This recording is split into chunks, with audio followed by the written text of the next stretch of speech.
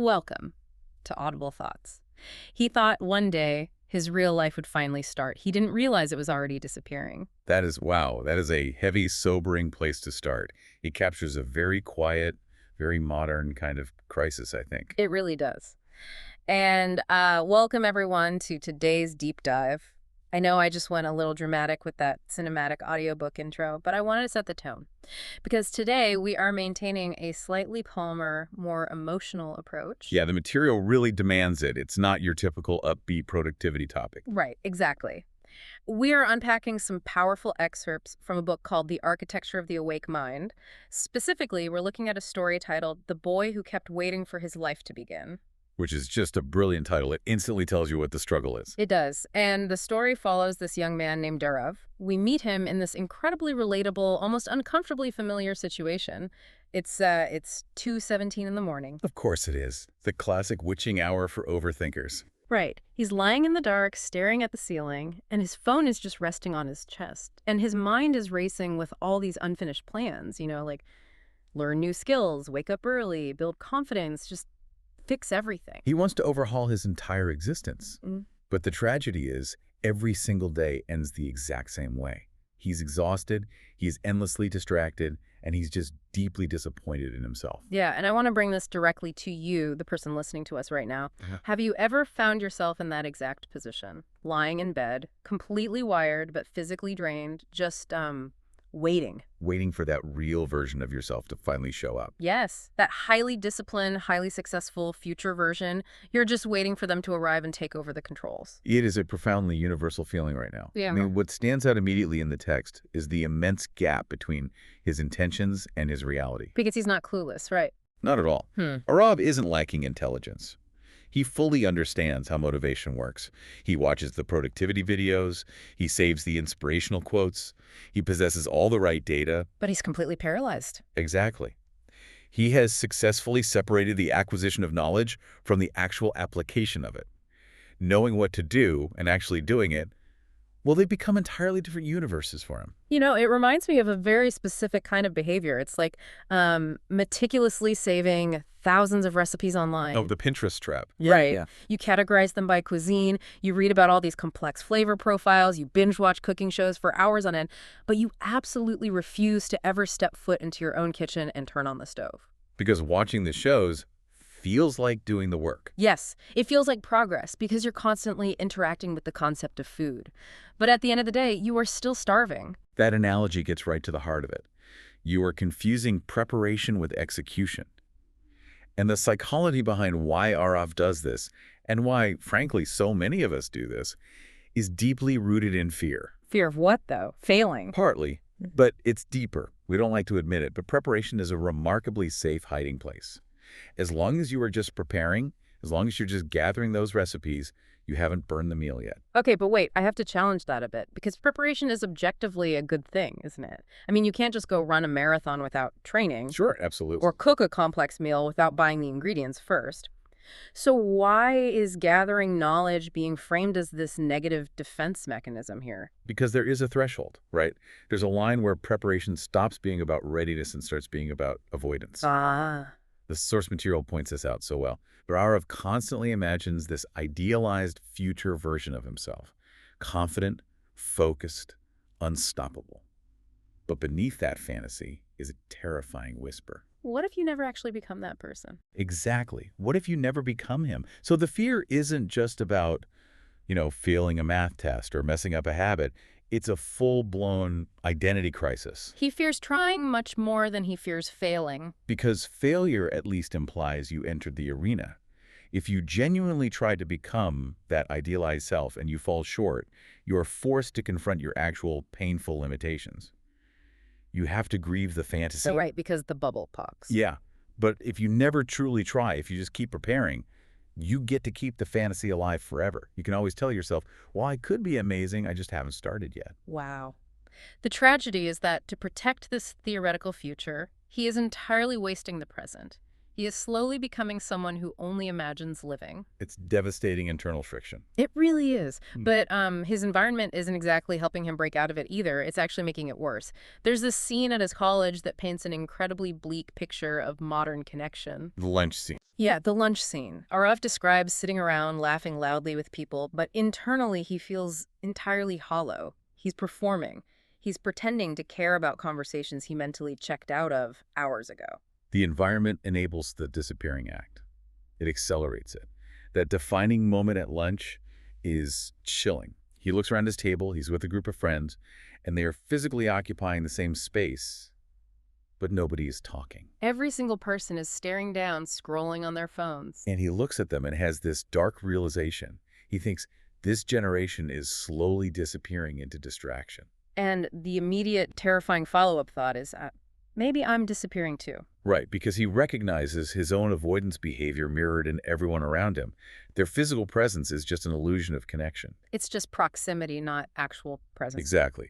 And later that night, he opens his own phone gallery and looks at his thousands of screenshots, the motivational quotes, the aesthetics of these dream lifestyles. The digital hoarding. Yeah, and he realizes it's just tangible proof of years spent consuming inspiration without ever enacting change. It actually makes him physically sick to look at it. Which leads to this incredible sequence the next morning. He sits down at his desk with a firm resolve. He says, I am just going to study, nothing else. And exactly 10 minutes later, he catches his own hand reaching for his phone. It happens automatically. Totally automatically. Yeah. It's a reflex completely devoid of conscious thought. The autonomy of his own hand just shocks him. It's the moment he finally understands the true nature of his condition.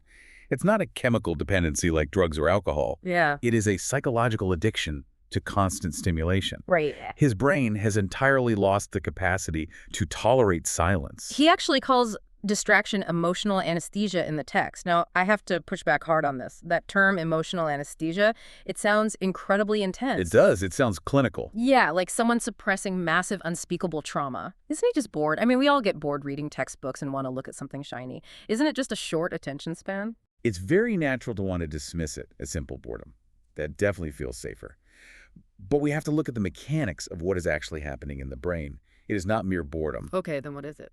It is the active, desperate avoidance of psychological discomfort. Think about the function of anesthesia in a hospital. It numbs you to pain so you don't feel the surgeon's knife. Exactly. Whenever Aarav's life becomes even slightly uncomfortable, he escapes. He floods his brain with music, videos, fantasy, scrolling, anything to numb the discomfort. But where is the pain in studying? It's just a dull task. The pain isn't the textbook. The pain is what happens when the noise stops. When you drop from high digital stimulation to zero, your baseline isn't peace, it's anxiety. Oh, wow. So the silence itself is the threat. Yes, the silence of his room allows all his deferred anxieties, his fears about his future, his guilt over his inaction, his terror of failure. It allows all of that to rush to the surface. Because he's not drowning it out anymore. Right. The effort required to study forces him to sit in quiet and confront his own resistance. And that is acutely painful. So the phone acts as the anesthetic to make that existential pain go away. Okay, that completely reframes it for me. We think we're just avoiding a boring task, but we are actually conflating boredom with existential dread. We are overstimulated because we are terrified of the mirror that silence holds up. And we are actively trained by our devices to avoid that mirror at all costs. We are. But boredom is not an empty void. It is a reflection. When you sit in true silence, you are finally forced to meet yourself. And Aarav has spent years running from that meeting. Which means we've diagnosed the illness here. Distraction isn't a lack of focus. It's an emotional anesthetic used to hide from the pain of facing yourself. So what happens when that anesthesia is forcibly ripped away? You get the absolute catalyst to the entire narrative, the power cut. Yes. It's a beautifully atmospheric scene. It's evening, it's raining, and a massive city power cut plunges his entire building into darkness. The Wi-Fi dies, the screens go black, there is no ambient music, just an immediate crushing silence. And suddenly, his own internal thoughts become deafening. It is an involuntary detox. He can't reach for the anesthetic because it's just dead glass now. Right, the battery might work, but the connection is gone. He is forced to sit by the window for hours, just watching distant lights flicker through the rain. And in that enforced, unavoidable quiet, the illusion breaks. A brutal realization hits him. Nobody is coming to save you. Those are, without a doubt, the most important words he has ever confronted. Nobody is coming to save you. Not motivation, not a perfectly optimized morning routine, not that imaginary, highly disciplined future version of himself. If he stays weak, if he stays lost in his screens, life is just going to keep moving forward. It won't care. It's an incredibly stark truth to face in the dark.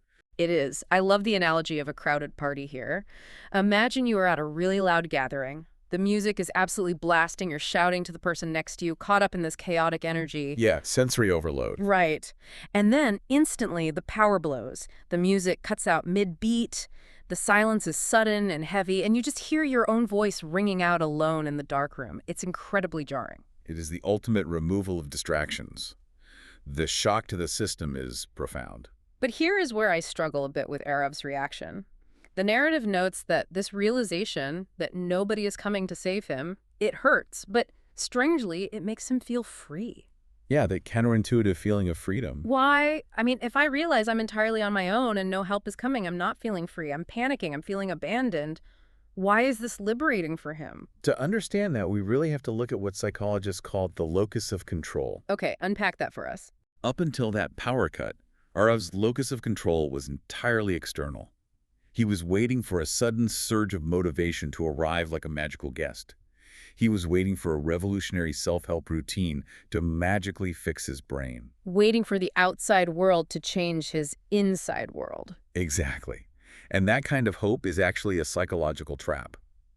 It shifts the responsibility of action away from you in the present moment and places it on a future event outside of your control. So you're just living in the waiting room. Yes. And waiting is exhausting. When you finally realize that nobody is coming, that the magical rescue isn't real, the waiting abruptly ends. The illusion shatters. By stripping away the fantasy of an external savior, the locus of control shifts inward. It forces absolute, undeniable responsibility into the present moment. It's freeing because he finally accepts he's the only one driving the vehicle. He can't sit in the passenger seat anymore. If he wants to move, he has to press the pedal himself. He doesn't have to wait for permission or the right feeling anymore. Taking away the false hope forces the actual action. That makes a lot of sense. But, having an epiphany in the dark is one thing. The sun always comes up the next morning, and you still have to figure out how to live your actual life. The hard part is the Tuesday morning after the epiphany. Exactly. How do you actually dismantle years of built-up avoidance? What I really appreciate about this text is that we don't get a cinematic montage of Aarav suddenly transforming into a relentless productivity machine. No, it avoids that cliche entirely because, well, that cliche isn't how human psychology works at all. Right. The freeing realization during the power cut demands a fundamentally new strategy. He realizes that the grand, sweeping life changes he kept planning were just another form of the fantasy. They were too big to execute, which meant they were safe. So he stops chasing perfection. He establishes these rules that are described as almost laughably small.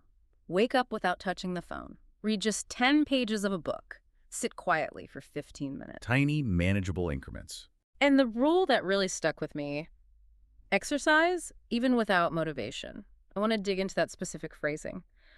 Our culture treats motivation like it is a strict prerequisite for action. Like, oh, I can't go for a run today. I just don't have the motivation. We treat our transient feelings as the ultimate authority on our behavior. It's a huge pitfall. Right. But Aarav decides motivation is just irrelevant. If we use an analogy, motivation isn't the engine of the bicycle, it's just a tailwind. I love that. A tailwind. Yeah, it is really nice to have a tailwind pushing you along. It makes the ride easier. But if the wind dies down, you don't just fall off the bike and give up. You still have legs. You still have to pedal. That is exactly how he begins to operate. He separates the action from the emotional weather. But we cannot gloss over how excruciating this transition is for him. The withdrawal. Exactly. The friction of habit building against a resistant brain is immense. The first week is described as pure agony. His brain is screaming for its usual dopamine hit. When he forces himself to sit quietly for 15 minutes, those painful self-critical thoughts we talked about earlier, they rush to the surface. Because the anesthesia is wearing off and he's feeling the surgery. Precisely. And enduring that withdrawal, he comes to a massive, compassionate realization about himself and the world around him. He thinks, most people are not lazy. Their minds are simply overstimulated. That reframing is so powerful. It completely shifts the blame away from a deep moral failing, this idea of, I'm just a lazy, defective person, to a physiological reality. We are overstimulated by our environment. It removes the shame, which allows for actual growth. The necessity of enduring boredom just cannot be overstated here. In silence, people finally confront themselves. Yeah. Aarav's laughably small rules are not designed to turn him into a billionaire overnight. They're designed to build his tolerance for his own company. They force him to be present in the discomfort. And it isn't a flawless victory. As the months pass, he still fails sometimes. He still wastes an evening scrolling. He still wakes up feeling empty on occasion. Because he's human. Exactly. But the internal landscape has shifted. He stops hating himself after every mistake. And this is where the psychology of the text takes a fascinating turn. He stops seeing discipline as a punishment, and he starts seeing it as self-respect. That is the ultimate psychological turnaround. When you are trapped in a cycle of avoidance, discipline looks like a prison sentence. Like deprivation. Right. It looks like you are cruelly denying yourself the things that bring you comfort. The scrolling, the games, the distraction. But once Aarav realizes that those comforts are actually eroding his potential, the entire narrative flips. The mindset changes completely. Discipline is no longer about punishing himself for being bad. It is about honoring his own worth. It is an act of profound self-respect to say, I value my time and my mind too much to throw them away on anesthesia. I value myself too much to let my life disappear. Which brings us to the quiet, atmospheric conclusion of his journey. It's a cold night. He's walking alone through empty city streets after studying at a cafe. The imagery there is so stark. It is. The roads are wet, the streetlights are reflecting in the puddles, people are rushing past without noticing him. He notes that he doesn't feel extraordinary. He hasn't achieved some massive success story, he just feels awake. Awake. That single word resolves the entire narrative. He is no longer asleep in his imagined futures. He is no longer anesthetized by his screens. He is simply wholly present in his actual life. And standing there in the cold rain, he arrives at the core thesis of the story. Your life is not destroyed in one dramatic moment. It disappears slowly, through the things you repeatedly ignore. Ignored health, ignored dreams, ignored time. It's the small choices, repeated daily, that build or destroy a person. We spend so much energy fearing the catastrophic failures, the massive, dramatic explosions that might ruin our lives.